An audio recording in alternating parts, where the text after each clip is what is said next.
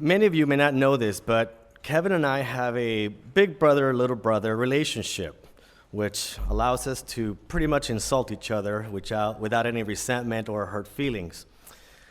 To us, it's the ultimate sign of respect that we can both dish it out and take it equally. So when he asked me to introduce him for his speech, I jumped at the prospect of getting to publicly mock him. Are you kidding me? It's the ultimate burn. And the best part was, he gave me time. 3-4 months to think about the perfect one-liners. But as great as it would have been, the adult in me told me that perhaps this wasn't the best time or the place for such a tribute. So Kevin, as much as I would love to roast you, I love my job even more. So I'm gonna play this one straight. Like I said, Kevin is like the little brother that I never wanted. He's a smart kid with a sharp mind, a biting wit, and he knows it, which has rubbed some of his teachers the wrong way. But knowing him, it doesn't come from a place of entitlement, disrespect, or even malice. It's just the confidence with which he carries himself, and frankly, he shouldn't have to apologize to anyone for that.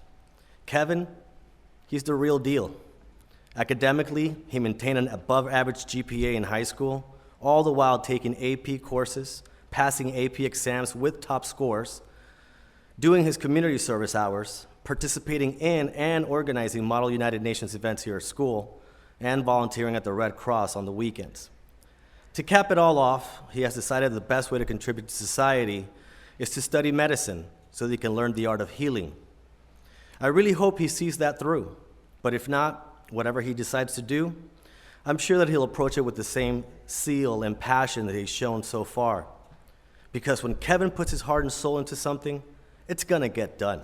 And it's gonna get done exceptionally well. If not, he'll fake it exceptionally well. Ladies and gentlemen, without further ado, let me get all the names right, hold on. Cristopher, Kevin, Andrew, Kevin, Nunez, the Caceres.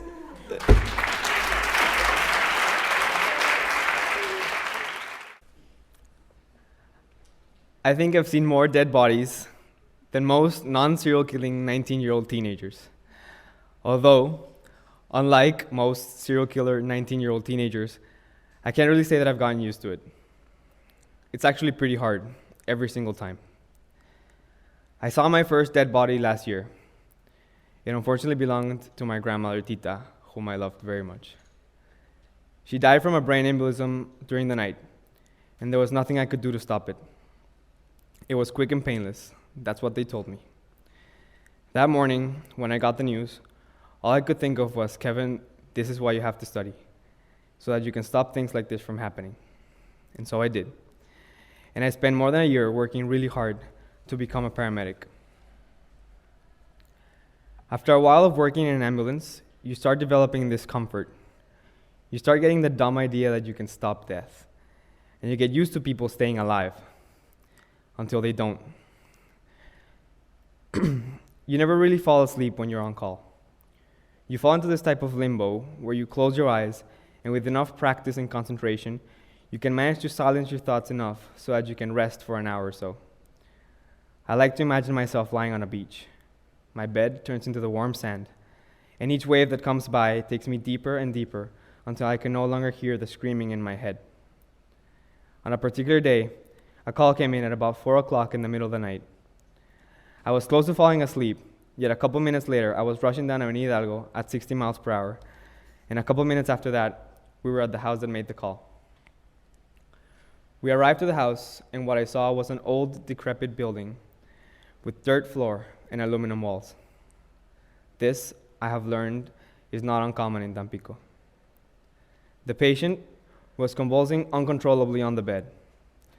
I looked down at his face, and there was nothing there. His mind absent to the whole ordeal.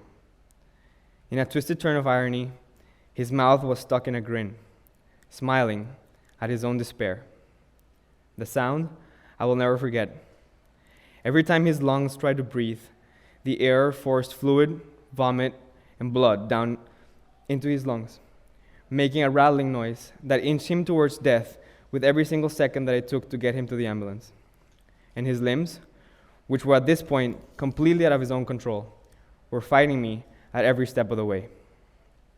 There I was. A brain embolism had fallen into my lap. I couldn't help but see my grandmother in this man. He was the reason I worked so hard to be here, to save this one man from the same fate that my grandmother faced. If I couldn't save her, surely I could save him. There was a moment where his mind had pushed through. For a second, I felt his eyes actually look up at me. I was, at the time, with my hand down his throat, trying to get all the blood and vomit so I could at least get a little oxygen back into his system. His gaze caught mine. I didn't know him, and he didn't know me. Yet I could see it in his eyes that he was trusting me with his life. With just one look, he was pleading to me to get him to safety. But a moment later, he was gone again. But this time, his limbs had stopped fighting me, and his lungs had ceased to make that horrible sound. He was dead.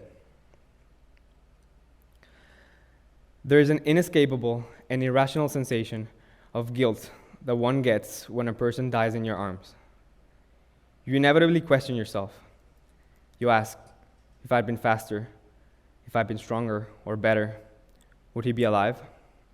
Have I failed him? Is this my fault? Looking back today, I can honestly say that I don't know, and I will never know. But it doesn't matter. It's strange to think of death as a good thing, but that day I realized something. It takes the first death to realize the value of the lives you save, and the value of the lives that save you every single day. We live in a world where beauty can come from death. Art can come from the sight of a young boy seeing his drowned mother being dragged out of the water, her face covered by her dress. Magritte turned that horrible image that was branded into his brain into an expression of love and affection. From death can come great things, if only the realization that we are in fact alive, and that, in and of itself, is more beautiful than any painting that I have ever seen. Thank you.